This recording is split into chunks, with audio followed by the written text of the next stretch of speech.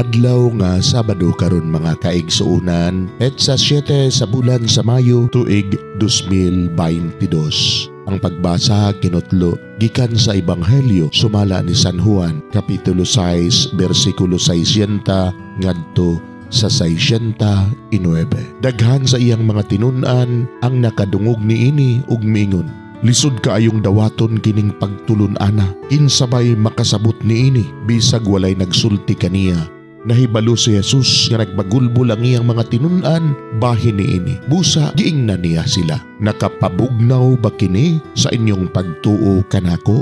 Padanglit makita ninyo ang Anak sa Tao nga mukaya balik sa iyang gigikanan. Mabugnaw ba gihapon kamo? Ang naghatag og kinabuhi mao ang Espiritu sa Dios ug dili kini makimo sa unod. Pinaagi sa mga pulong nga akong gisulti kaninyo, mabato na ninyo ang Espiritu nga naghatag sa kinabuhi. Apan pipila kaninyo dili manuo. Nahibalo siya susukan pa sa sinugdan, kinsay dili mutuo ug kinsay magbudhi kaniya.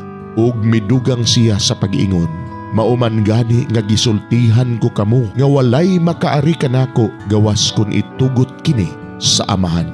Tungod niini, daghan sa mga tinun-an ni Jesus ang mibiya ug wala na gayud mukuyog kaniya. Busa miingon siya sa napulog duha ka tinun-an, ug kamo mubiya ba usab kamo kanako? Si Simon Pedro mitubag kaniya, Ginoo, kinsa may among kapaingnan?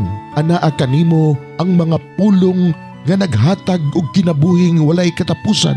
Nagtuo kami ug nasayod nga ikaw mao ang balaan nga mianhi gikan sa Dios. Mga igsoon, ang Ebanghelyo sa Ginoo, daygon ikaw o Kristo.